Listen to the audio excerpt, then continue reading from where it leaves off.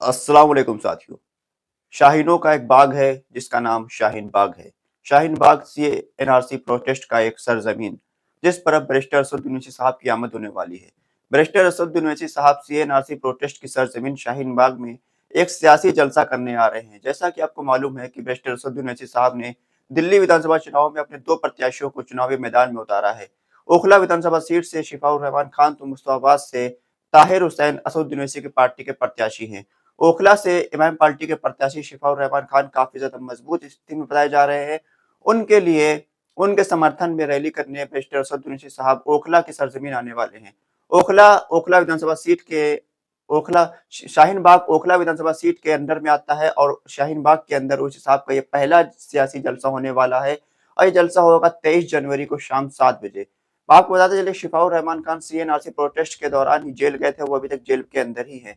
ऐसे में उनके परिवार और इमाम पार्टी के नेता लोग इस उनके चुनाव प्रचार प्रसार में लगे हुए हैं। उनकी स्थिति काफी ज्यादा मजबूत बताई जा रही है। उनकी स्थिति को मजबूत वहां का कुछ राजनीतिक समीकरण और जातीय समीकरण भी करता है।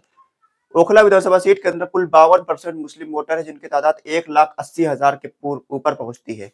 ऐसे में बैरिस्टर असदुद्दीन ओवैसी की पार्टी के प्रत्याशियों को यहाँ पर काफी ज्यादा मजबूती मिलती हुई नजर आ रही है और यहाँ पर असदुद्दीन ओवैसी की पार्टी का जो मुकाबला है वो वहां के 2 बार के विधायक अमानतुल्लाह खान से है। अमानतुल्लाह खान एक कद्दावर मुस्लिम चेहरा है आम आदमी पार्टी के, लेकिन इस बार मुस्लिम समाज आम आदमी पार्टी से नाराज बताया जा रहा है। ऐसे में असदुद्दीन ओवैसी के पार्टी के प्रत्याशी की तरफ मुस्लिम वोट शिफ्ट हो सकता है और यहाँ पर असदुद्दीन ओवैसी के पार्टी के प्रत्याशी चुनाव जीत भी सकता है।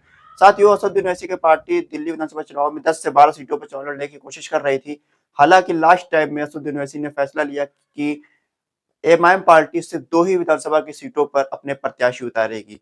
यहाँ पर दोनों ही प्रत्याशी असदुद्दीन ओवैसी की पार्टी के जो है, दोनों ही पार्टियों के प्रत्याशियों में एक चीज समान है कि ये दोनों ही प्रत्याशी सीएनआरसी और दिल्ली राइट्स के आरोप में जेल के अंदर है। उनका परिवार इनको चुनाव लड़ा रहा है, इनकी आवाम जो है वो इनको चुनाव लड़ा रही है। ऐसे में इनको एक सिंपैथी वोट भी मिल रहा है और यहाँ पर एक हमदर्दी के तौर पर मुस्लिम समाज इनको देख रहा है, उनको वोट देने की अपील भी कर रहा है।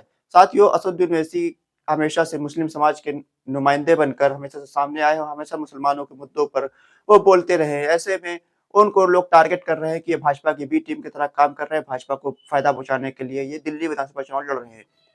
हालांकि उन लोगों से हमारा सवाल ये है कि दिल्ली के अंदर कुल 70 विधानसभा की सीटें हैं। ऐसे में सिर्फ 2 सीटों पर चुनाव लड़ने वाला भाजपा की बी टीम किस तरह से हो सकता है? हालांकि यहाँ पर इंडिया गठबंधन, जो कि पूरे हिंदुस्तान के अंदर एक बड़ा गठबंधन बनाया गया था, वो अलग-अलग चुनाव लड़ रहा है।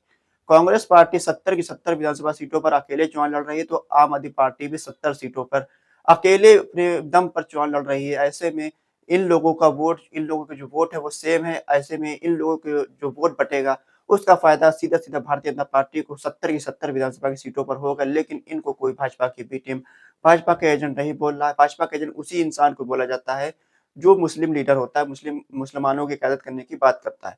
साथियों, हम लोगों को इन सब बातों में नहीं पड़ना है, हम सबको देखना है कि दिल्ली विधानसभा चुनाव में अपनी क़यादत को किस तरह से मजबूत किया जाए। बैरिस्टर असदुद्दीन ओवैसी की पार्टी के प्रत्याशी काफ़ी ज़्यादा मजबूत स्थिति में बताए जा रहे हैं और ओवैसी साहब का 23 जनवरी से दौरा भी शुरू हो चुका है।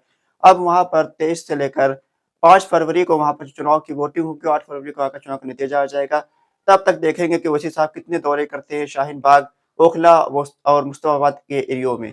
असदुद्दीन ओवैसी के जितने ज़्यादा दौरे होंगे, उतनी ज़्यादा इमाम पार्टी को वहाँ पर मजबूती मिलेगी और हो सकता है असदुद्दीन ओवैसी की पार्टी यहाँ पर अपना एक विधायक कम से कम चुनाव जिताने में कामयाब भी हो जाए, जैसा कि लोग दावा भी कर रहे हैं। साथियों, आपकी क्या राय है कि असदुद्दीन ओवैसी की पार्टी दिल्ली विधानसभा चुनाव में जीत हासिल कर सकती है या नहीं कर सकती? अपनी राय कमेंट बॉक्स में हमको ज़रूर दें। खुदा हाफ़िज़।